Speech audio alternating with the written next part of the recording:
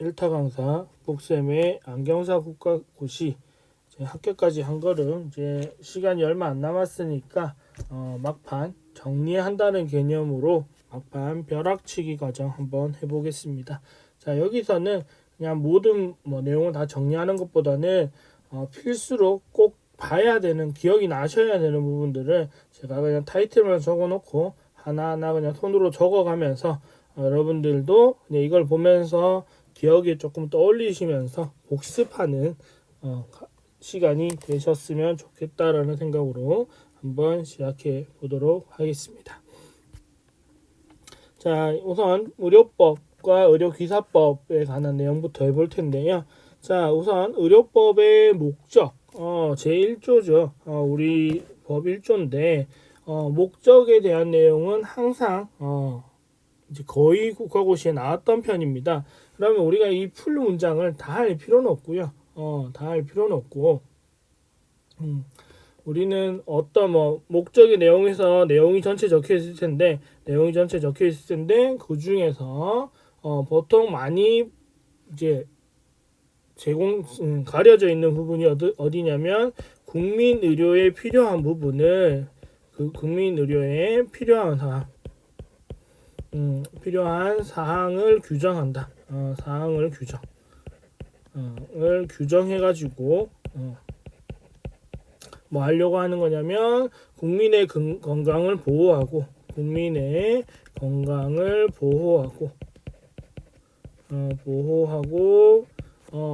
증진하는데 목적이 있다. 그래서 아마 여기 이러한 내용들을 빈칸으로 만들어서 내거나 아니면 목적에 올바르게 해당하는 것을 해서 이런 내용이 나올 거니까 전체 목적에 관한 내용들은 꾸준히 읽어서 절대 헷갈리지 않을 수 있도록 보셔야 되겠고요. 자, 제 법 2조는 의료인의 종류고요. 의료인은 총 의료인이라고 하면 총 5종이죠. 5종으로 되어 있고요. 의사, 치과의사, 한의사, 그 다음에 조산사와 간호사 이렇게 되어 있죠. 총 이렇게 5종으로 되어 있다. 종류할 때 까먹으시면 안 되겠고요. 그 다음에 얘들이 하는 역할이 뭔지 되어 있는데, 자, 의사는 의료와 보건지도라고 되어 있고요. 그 다음에 치과의사는 앞에다가 구강이라는 단어만 붙이면 되고, 한의사는 앞에다가 한방이라는 단위만 붙이면 되죠. 이거랑 똑같고요. 한방의료와 한방보건지도 그렇게 되는 거니까 똑같은데, 이제 누구냐면 이거 두 개를 여러분들이 구분할 수 있어야 됩니다. 조산사와 간호사. 조산사만 잘 이으면 되죠. 간호사가 워낙 많으니까 조산과 임산부 및 신생아에 대한 보건과 양호지도를 임무로 한다. 라는 거. 조산사에 대한 내용을 꼭 기억하시고, 간호사는 워낙 하는 내용이 많으니까 간호사는 예외로 보시고 따로 정리하시면 될 것 같습니다. 자, 그 다음에 의료기관이라고 하게 되면 의료기관이라는 것은 의료인이 공중 또는 특정 다수인을 위하여 의료 및 조산의업을 하는 곳이다 라고 되어 있고요. 종류는 의원, 병원, 종합병원, 전문병원 이런 식으로 분류가 되어 있습니다. 그래서 의료기관이라고 하면 의료인이 근무하는 곳이고요. 그리고 공중 및 특정 다수인. 특정 다수인은 병원의 종류에 따라서 특정 업무만 하는 경우들이 있기 때문에 특정 다수인이라고 되어 있는 거고요. 그 다음에 인에 대하여 뭘 하는 곳, 조산 및 의료의 업을 하는 것, 하는 곳을 의료 기관이라고 합니다. 자, 의원은 30병상 이상, 그러니까 외래 환자고요. 주로 외래 환자, 주로 외래 환자를 다루고 30병상 미만. 그러니까 없어도 되고요. 30병상 미만 또는 없어도 되는 곳이고요. 그다음에 병원은 주로 입원 환자. 병원부터라면 입원 환자. 플러스 외래 환자도 가능하죠. 외래 환자도 있지만 입원 환자들이 이제 들어가는 곳이 이제 병원이라고 보고요. 얘들은 조건이 있죠. 30병상 이상을 갖추어야 된다. 이게 이제 30병상 이상 갖춘 곳을 우리가 병원이라고 하겠다라는 거고, 뭐 의원, 치과의원, 한의원 이런 곳들이 있죠. 근데 단 이거 기억하세요. 치과는 병상수 제외, 상관없다. 자, 치과는 병원이 된다 하더라도, 치과는 병원급이 된다 하더라도 병상수에 제한이 없다라는 거 기억하시면 됩니다. 우리가 병원 갔을 때, 치과 갔을 때 본 적이 없잖아요. 그러니까 치과병원은 병상수에 제한이 없다. 자, 여기서 말하는 병상이라는 입원실의 수가 아니고 입원실에 놓여진 베드의 숫자입니다. 놓일 수 있는 베드의 숫자가 30개 이상이 되어야 된다 이런 거고요. 자, 그다음에 종합병원은 두 가지죠. 100에서 300병상이 있고 300병상 이상이 있죠. 이렇게 있는데 100에서 300병상은 7개의 진료 과목, 300병상 이상은 9개 진료 과목. 요거 좀 외우셔야 되고요. 상급 종합병원은 300병상 이상 되는 애들 중에서 뽑은 겁니다. 그래서 그걸 상급 종합병원이라고 할 수 있고요. 종합병원 중에서 뽑을 수 있고요. 20개 이상의 진료 과목과 그 다음에 뭐 조건들이 있어요. 전속 전문의 둬야 되고요. 그 다음에 전문의 수련병원이 되어야 되고요. 그래서 상급 종합병원 하면 여러분들 기억이 안 나면 지금 우리나라에 있는 대학병원 생각하시면 돼요. 대학병원에 가보면 전공의들 수련하고 있죠. 전문의가 되기 전 시험 치기 전에 인턴 레지던트 과정으로 수련하는 그런 병원들, TV에 나오는 대학병원들이 다 상급 종합병원이다라고 생각하시면 될 것 같습니다. 그 다음에 전문병원은 종합병원이 아니죠. 그냥 병원 중에서 특정 진료 과목만 하는 애들, 특정 진료 과목만 주로 담당하는 것을 이제 우리가 특정 진료 과목일 수도 있고요, 질환일 수도 있고, 특정 질환일 수도 있고요. 이런 것을 담당하는 곳을 우리가 전문병원이라고 하죠. 우리가 가장 흔하게 볼 수 있는 곳이 항문외과랑 그다음에 척추, 무릎 이런 데 있죠. 이런 것들 따로 전문으로 하는 곳이 있죠. 이런 것들을 이제 보시면 되겠습니다. 좀 큰 사이즈로 되어 있는 곳들. 그래서 어떻게 구분하는지 정도는 알고 계셔야 돼요. 그래서 여기 300개는 300초가입니다. 초가. 그래서 300개는 딱 100에서 300개 들어가는 거고요. 301개부터가 이제 더 큰 사이즈가 되는 거고. 그 다음에 이 종합병원이든 상급종합병원이든 전문병원이든 다 3년마다 3년마다 평가를 받는다라는 거. 우리 국시에 나오는 건 대부분 3년마다 무언가를 평가를 받아요. 서류 보관도 3년짜리가 많고. 그래서 3년이라는 기간을 좀 잘 기억하시면 좋습니다. 자, 결격 사유는 이제 우리가 11월 20일부로 개정이 되는 바람에 조금 더 빡세졌죠. 조금 더 디테일해진 부분이 있고, 이 병원과 결격 사유 이전에 보면 의료인과 의료기관 장애, 병원장애 의무 이런 것들이 있거든요. 이런 내용 한번 읽어보시고 그 다음에 면허 대여 금지, 이건 당연히 중요하죠. 중요한데 나중에 벌칙에서 얘기하면 되는 거니까 면허 대여하면 안 된다. 이건 당연히 중요한 내용이라 넘어가도록 하겠고요. 결격 사유 우리가 이제 좀 보셔야겠죠. 결격 사유. 결격 사유는 총 1번, 2번, 3번은 그대로죠. 1번 정신질환자,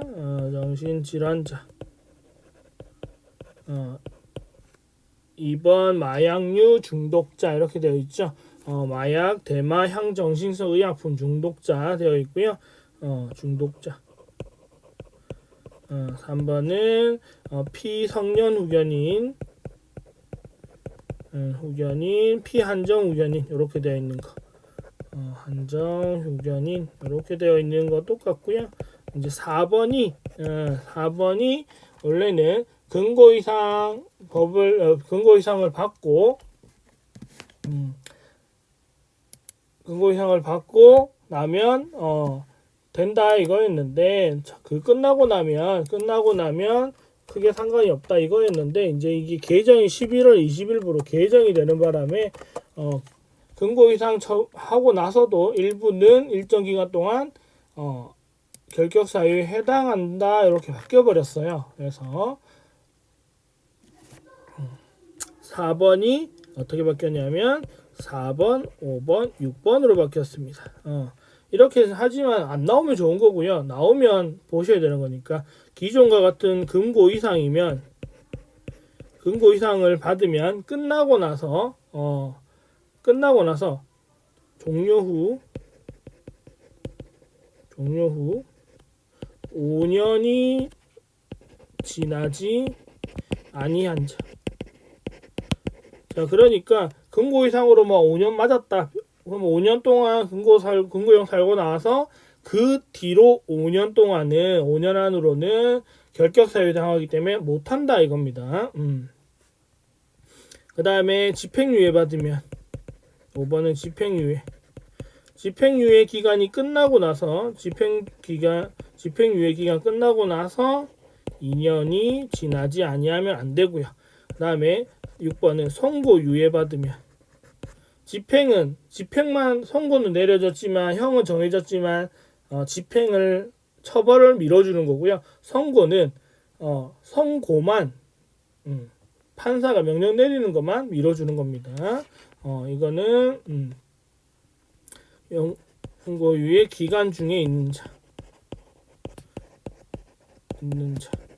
그러니까 선고유예 기간 중에 있으면 선고를 1년 유예한다 그러면 선고유예 기간 중에 있으면 그때까지는 결격 사유에 들어간다. 이렇게 이제 좀 바뀌었으니까 이 부분 한 번 더 신경 쓰셨으면 좋겠고, 그다음에 여기 정신질환자 전문의의 인정이 있으면 가능.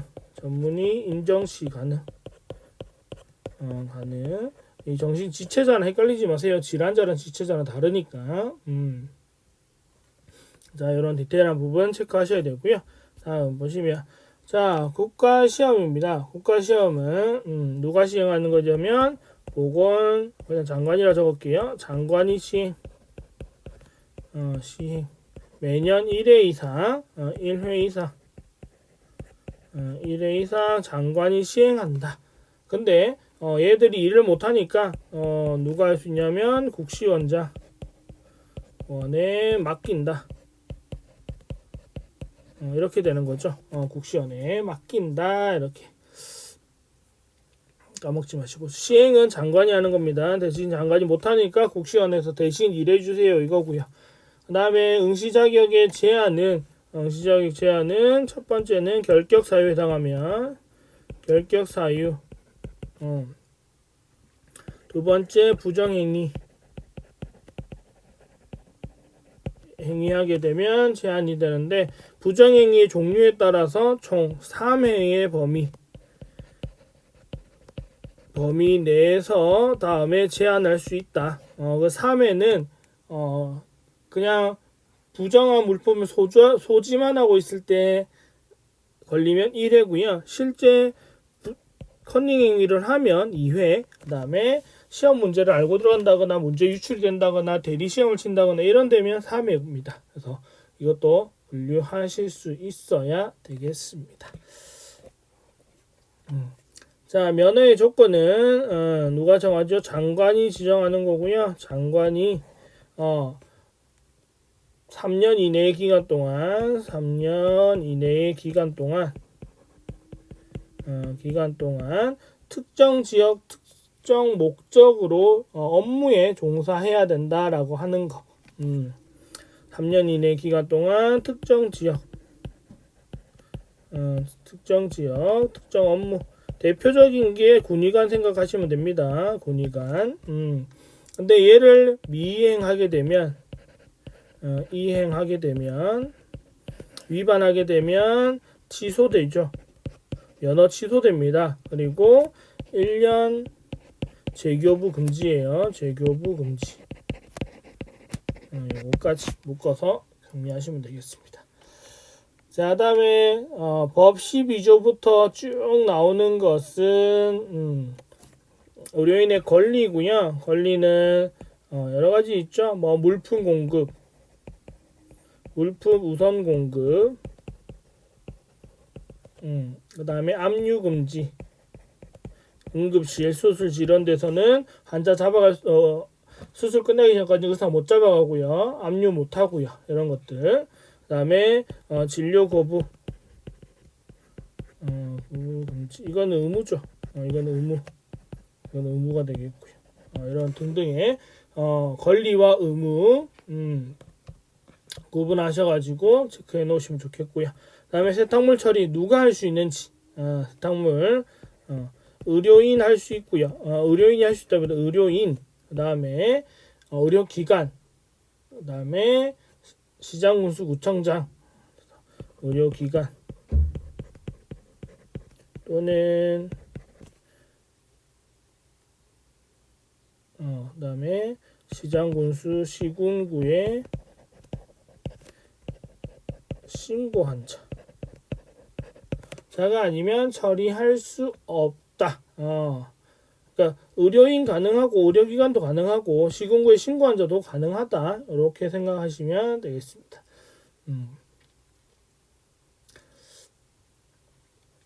자, 그 다음에 뭐 독립적으로 해결해야 되고 교육받아야 되고 뭐 이런 내용들 조금씩 나오는 것들 체크하시고, 그 다음에 진단서에서는 여기에 시간이 하나 나오죠. 48시간 기억해 놓으시고요. 이거는 뭐냐면 진료하고 나서 최종 진료 뭐 수술 끝났는데 48시간 이내에 환자가 사망했다. 그러면 재진료 없이도 사망 그 원래 원인으로 사망 진단서를 낼 수 있다 이겁니다.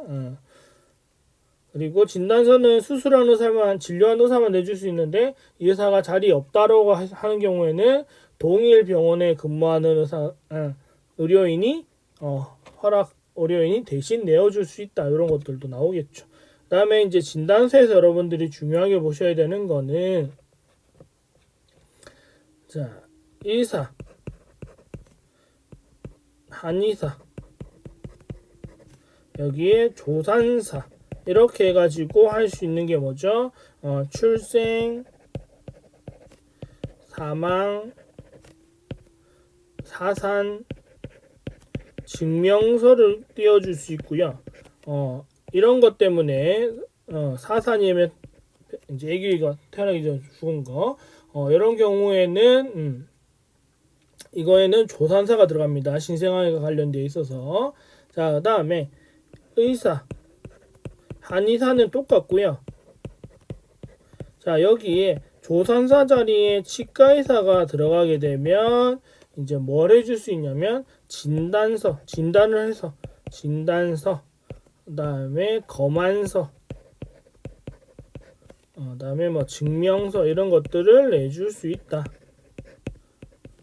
내줄 수 있다. 자체 검안서 뭐 이런 것들 있죠. 그다음 진단서 이런 것들은 의사들이 해줄 수 있는 거고요. 조산사는 특이하게 여기 사산 증명서, 출생 증명서, 사망 증명서 이런 것들은 아기를 태어나는 곳에 있는 게 조산사다 보니까 거기에서는 조산사가 할 수 있다. 그래서 요거 두 개 시험 문제 은근 자주 나와요.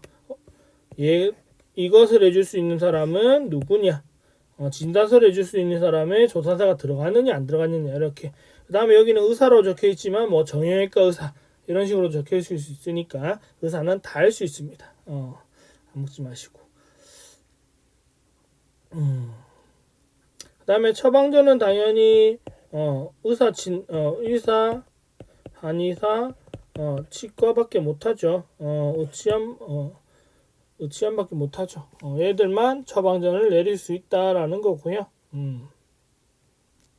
그리고 가끔 처방전을 대리로 받을 수 있는 사람, 환자가 의식이 없거나 했을 때 대리로 받을 수 있는 사람이 어느 정도 범위까지인지 혹시 문제가 디테일해지면 이런 게 나올 수 있으니까 같이 봐두시면 좋습니다. 이거 법조항 찾아보시고 여러분들이 정리하시면 되겠네요. 자, 다음에 태아 성감별, 그 다음에 19조에 중요한 게 나오는데 제가 넘어갔고요. 19조에는 정보 누설 금지, 알고 있는 내용 정보 누설하면 안 된다 이거고요. 다음에 20조가 이제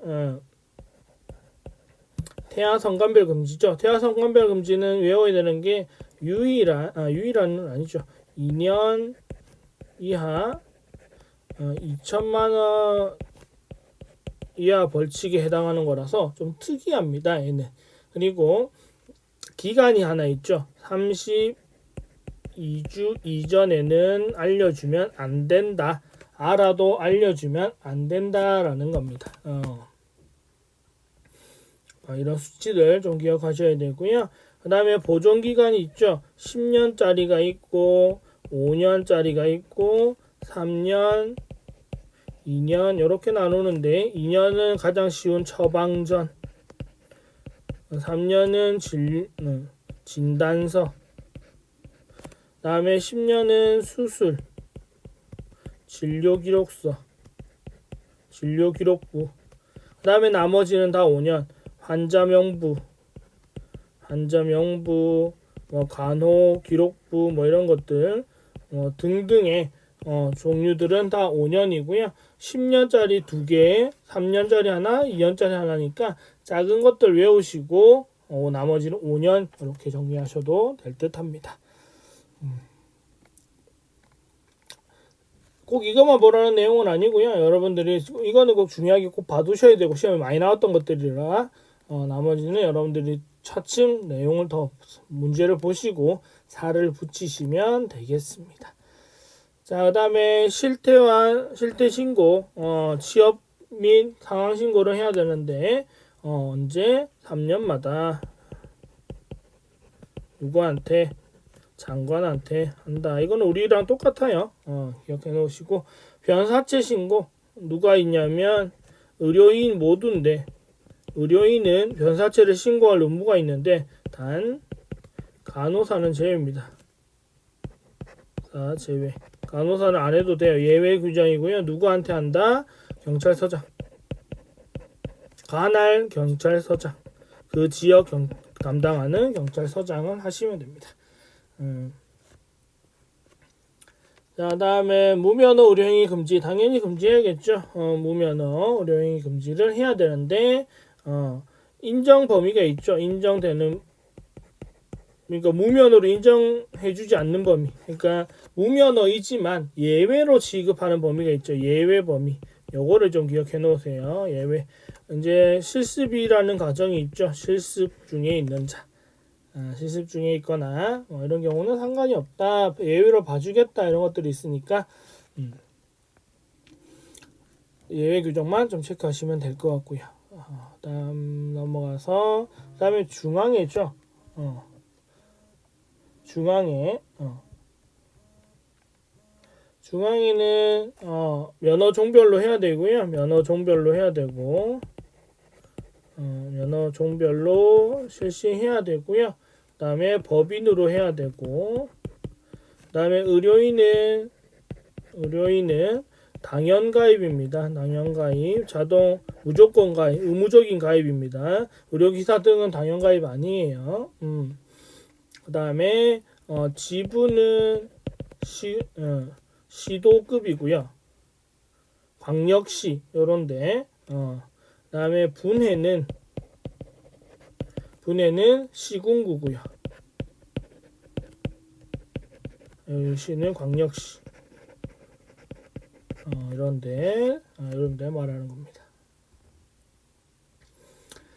자, 그래서 체크해 놓으셨으면 좋겠습니다.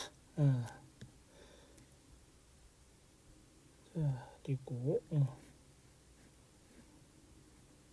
넘어갑니다. 자, 그 다음에 요거 할 때 이거는 이거 중앙에 지을 때는 장관의 승인을 받고요. 장관의 승인을 받아서 짓지만 지분은 시도지사한테 이게 짓고 나서 설치하고 나서 신고해야 되고요. 분해는 시군구니까 시군구에 신고해야 됩니다. 네, 신고해야 됩니다. 신고. 승인 받고 나서 저 설립한 다음에 이쪽에다가 신고를 해줘야 됩니다. 우리가 설립했다. 이렇게. 자, 의료기관을 뭐 개설할 수 있는 사람, 개설할 수 있다 하는,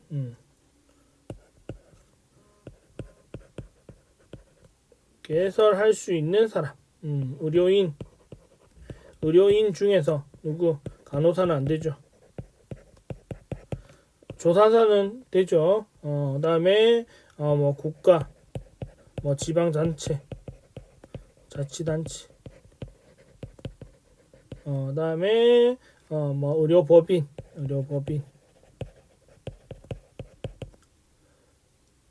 비영리법인,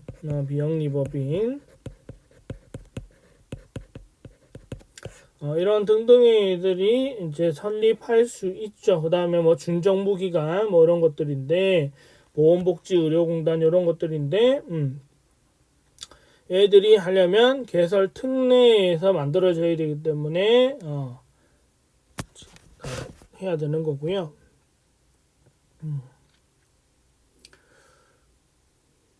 그 다음에 이제 의원급은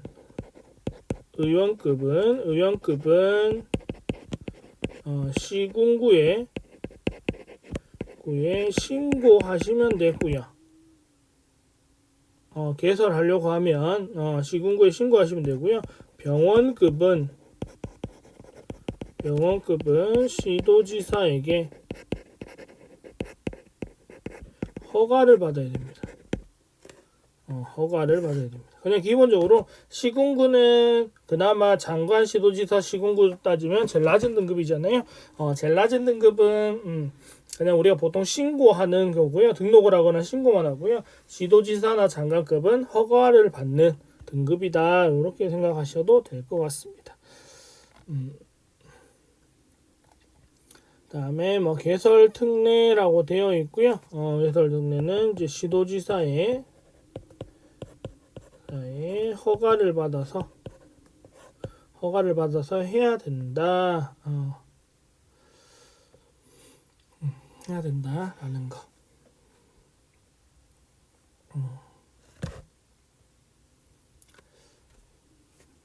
그 다음에 이제 이거는 시도지사 허가는 병원급으로 할 때는 그렇고요. 병원급으로 제가 이제 법정을 보면서 해석하고 있어서 그렇고요. 시장, 군수, 구청장한테는 의원급 할 때 이분들한테는 신고하면 된다. 이렇게 똑같이 그 구성원의 건강관리와 부속의료기관을 개설할 수 있다라는 거니까 체크하시면 되고, 그 다음에 폐업이요. 중간에 제가 또 넘어간 것들 중에는 진단용 방사선 발생장치 이것도 한번 체크해 봐두시고, 그다음에 수술실 폐쇄로 TV 이것도 한번 내용 봐두시면 좋겠고요. 내용이 너무 길어서 안 했고요 제가. 그다음에 폐업, 폐업하거나 1개월 이상 휴업하거나. 근데 단 입원 환자가 있으면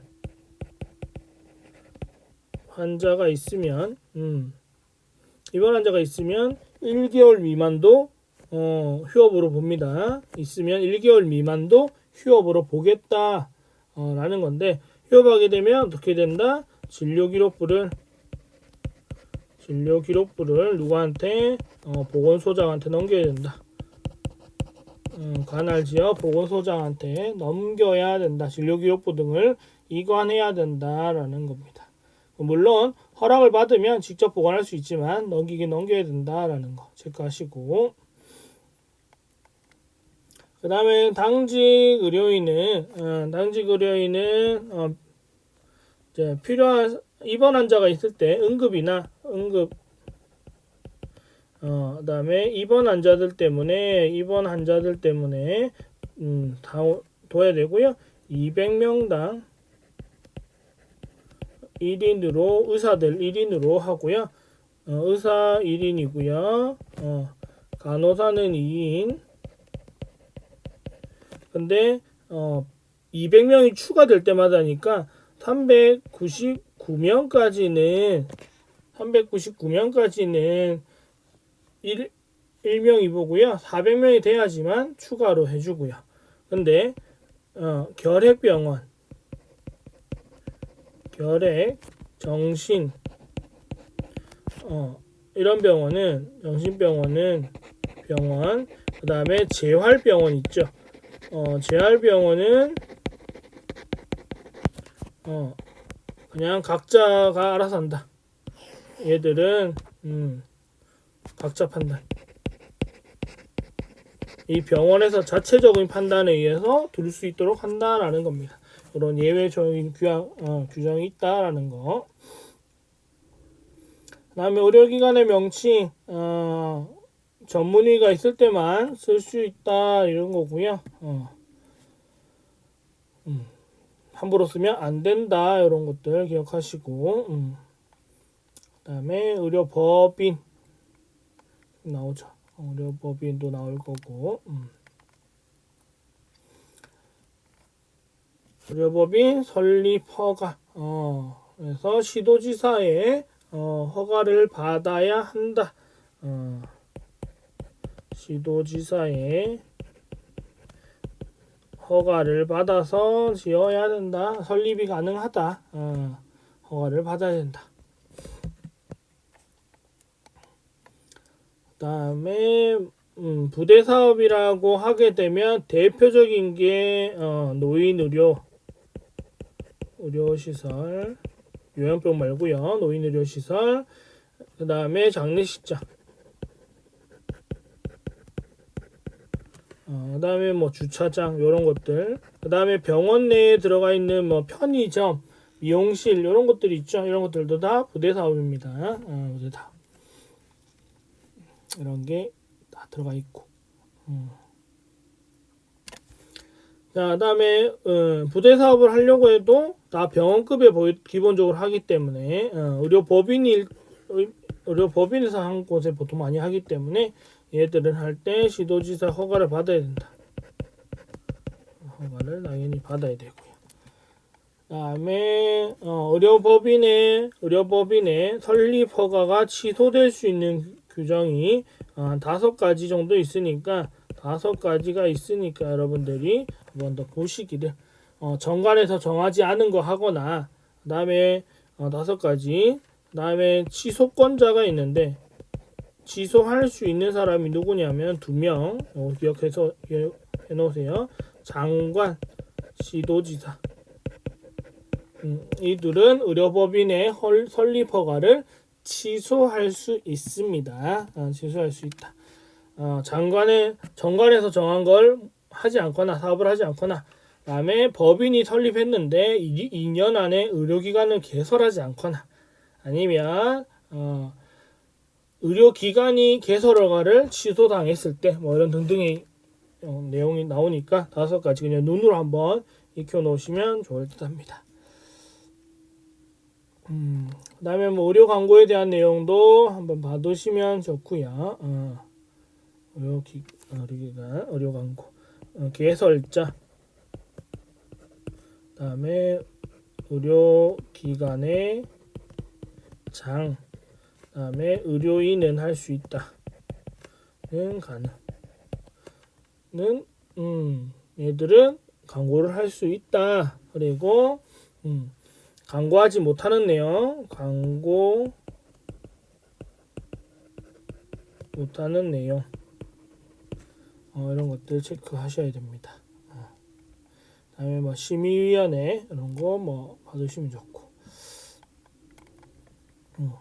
그리고 쭉 넘어가서 의료기관 인증 평가, 인증 받는다 이런 것들도 있어요.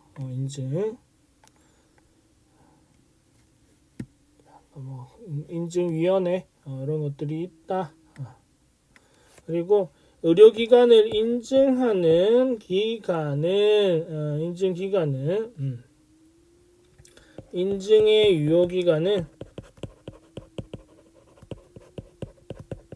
4년으로 한다.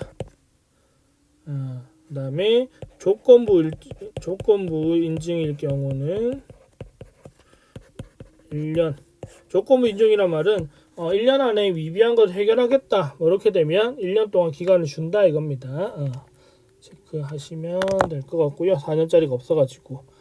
그다음에 이제 면허 취소와 재교부 여기도 이제 법이 좀 바뀐 게 있어서 봐두셔야겠죠.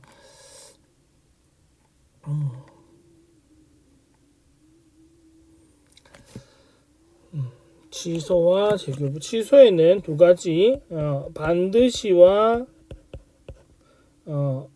이제 할 수도 있다 따져야 되고요.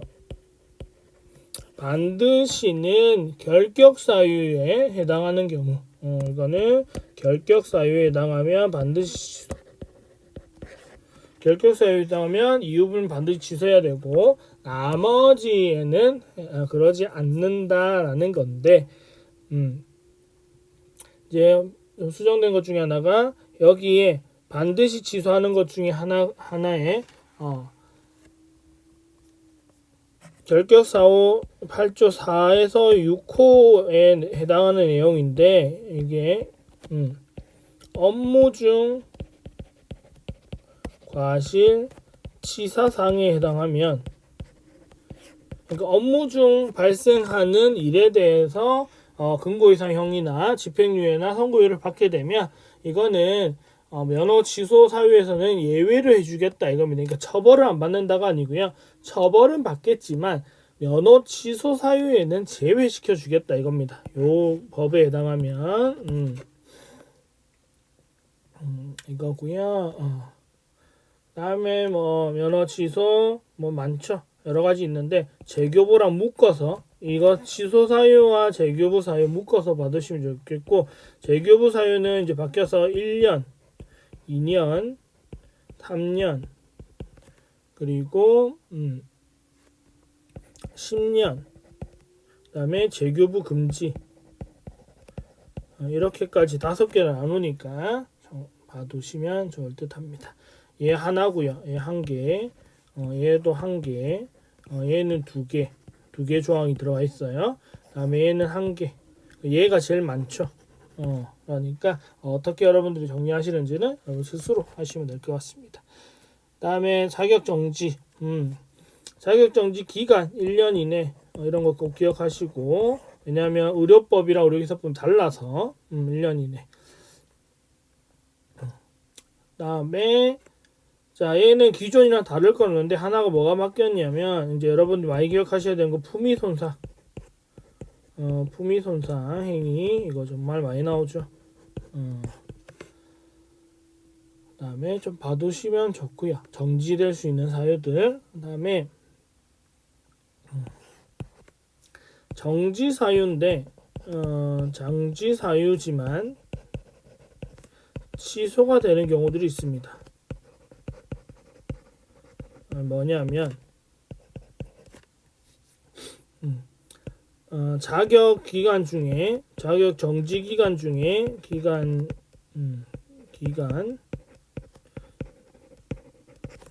중에 의료 행위하거나, 그 다음에 3회 이상 정지 처분 받아가지고 이걸로 취소당해서 취소 후 재교부 받아요. 이걸로 취소당하면 2년 재교부 금지인데, 재교부 받고 나서 정지되면, 정지 사유에 걸리면 이 앞에 이 전적이 있으면 얘는 정지 사유 받았을 때 얘는 바로 취소됩니다. 이렇게가 하나 수정됐다라는 거. 그러니까 정지를 그냥 무시하고 그냥 계속 하다 보니까 취소 한번 경험한 애가 있는 애가 다시 하게 되면 다 말리겠다 이거죠. 자, 다음에 또 뭐 나와는 내용 있지만 좀 넘어가서 전문의는 누구의 자격 인정을 받냐면 장관. 장관의 자격 인증을 받는다. 요것만 체크하시면 될 것 같습니다. 나머지 다 똑같고요.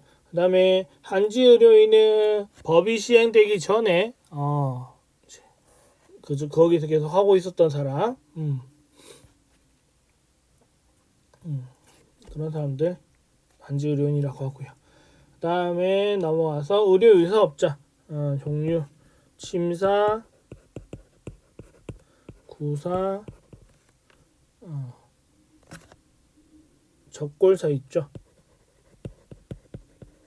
이런 분들을 의료유사업자라고 하겠다 이겁니다. 의료인은 아니지만 비슷한 일을 옛날부터 했으니까 하게 해주겠다 이거죠. 그 다음에 안마사는 시각장애인 중에서 할 수 있고요. 시도지사의 자격 인증을 받는다. 인정을 받고요. 얘들은 안마 시술소를 개설할 수 있죠. 개설을 할 수 있다. 이런 차이점 체크하시면 되겠네요. 다음에 청문은 변명의 기회를 준다 이거거든요. 변명의 기회를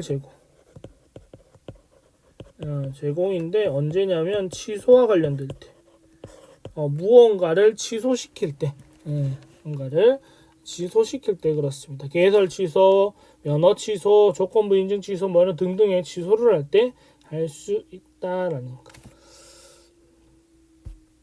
자, 그다음에 이제 벌칙이 나오는데 이렇게 제가 나눠져 있고요. 종류가 많은 것들은 제가 적지 않을 거고요. 얘는 무자격 개설. 이걸 좀 디테일하게 보셔야 되는데 요양병원은 의사랑 한의사만 개설할 수 있는데 치과 의사가 요양병원을 개설했다? 이 조항에 걸립니다. 무자격이기 때문에 이런 것들 체크하셔야 될 것 같고요. 그 다음에 의료인을 폭행하게 되면 세 가지로 나누죠. 상해, 중상해, 사망, 이렇게 나누는데 얘는 상해에 이르면 7년 이하, 7년 이하, 그 다음에 1천에서 7천 이하 벌금이고요. 1천 이상. 그 다음에 중상해부터는 이제 벌금 조항이 없고요. 얘는 3년 이상, 10년 이하 징역. 사망에 이르게 하게 되면 무기 또는 5년 이상 징역에 처한다. 그 다음에 이런 특이한 케이스들을 제외하면 대부분의 법조항 크게 어기면 대부분 5년에서 5년 이하 5천만 원 이하의 벌금에 해당합니다. 면허 대여하거나 그 다음에 지금 면허 대여 들어가죠. 그 다음에 뭐 여러 몇 개지 더 있고요. 결격 사유 뭐 이런 것들 여러 가지 해당되는 게 좀 들어가고요. 그 다음에 의료인이 아닌데 의료인의 업무를 하게 한 사람도 마찬가지고, 그 다음에 38조가 다 들어가요. 38조가 뭐냐면 이거 CCTV입니다. 그 수술실 내 CCTV 설치하는 거, 요거 내용들 들어가는 거니까 잘 봐두셔야 됩니다. 이거 내용이 큽니다. 개인정보라서 내용이 커집니다. 이거 이런 내용들 들어간다라는 거 정리하시고, 그 다음에 3년 이하 3천만 원 이하 되어 있는데 3년 이하 3천만 원 이하 되어 있는데 얘들은 크게 많이 없어요. 크게 많이 있진 않아요. 그래서 얘들은 그렇게 많이 나오지 않습니다. 왜냐하면 얘는 의료기사 등의 법률이 얘랑 내용이, 그러니까 벌칙 조항이 겹치거든요. 벌칙 내용이 겹치기 때문에 오히려 여기보다는 그쪽에 낼 가능성이 커서 얘는 그냥 간단하게 정리해 보시면 될 것 같고요. 그 다음에 얘가 좀 중요하죠. 얘가 좀 중요합니다. 얘 태아성관별 2년 2천만 원 이하 성관별이 여기 들어갑니다. 태아성관별. 물론 얘 하나만 있는 건 아니지만 얘를 봐두시면 좋습니다. 다른 거는 뭐 크게 중요한 건 아니니까. 그 다음에 1년 이하 1천만 원 이하도 내용이 있어요. 이거는 우리랑 완전 디테일한 내용이기 때문에 우리랑 크게 뭐 관련이 없다. 넘어가시고. 그 다음에 500만 원 이하 벌금, 과태료 2개 이런 식으로 되어 있는데 이렇게까지 좀 디테일한 부분도 우리랑 크게 연관이 없을 것 같습니다. 크게 연관이 없을 것 같아서 그냥 이렇게만 되어 있다라고 되어 있는데 이제 자, 요거만 여기서 하나만 기억하면 의료기관 개설자가 될 수 없는 사람한테 사람에게 고용되어서 일한 경우 의료업을 하게 되면 이러한 경우에는 500만 원 이하의 벌금에 처하게 됩니다. 이거 하나만 정도 체크하시고 그 다음에 하나 더 시정명령 위반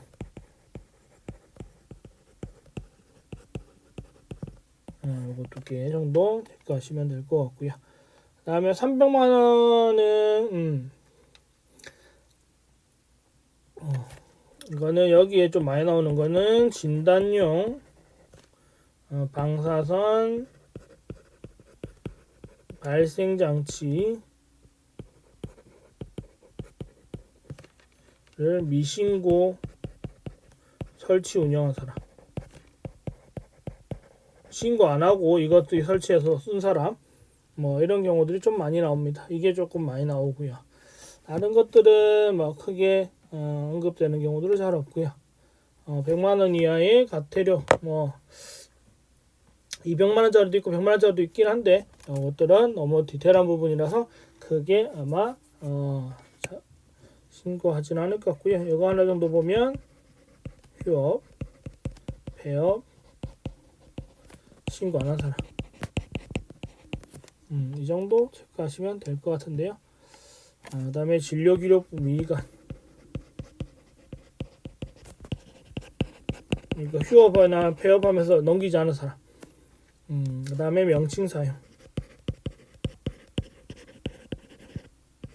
명칭 사용 못하는데 명칭 사용한 사람, 그 다음에 진료 과목 표시 위반, 뭐 이런 등등의 내용들이 있을 겁니다. 그래서 그건 급해서 한 50분 정도 된 것 같은데 이 정도 내용을 여러분들이 보면서 이런 내용들이 정리되어야 되는 거구나. 물론 이렇게 적어가면서 보셔도 되고 아니면 문제를 보면서 기출문제나 모의고사 문제 보면서 이런 문제들이 많이 나오는구나 그런 거 한 번 더 보셔도 되는데 여러분들이 막판에 이렇게 정리하는 시간이 필요할 것 같아서 저는 이제 고시실 때나 막판에 할 때는 이렇게 정리하는 것을 괜찮다 생각해서 한번 찍어봤으니까 보시고 여러분들이 도움이 되셨으면 좋겠습니다. 오늘 영상 여기까지 하고 다른 과목으로 찾아오도록 하겠습니다. 감사합니다.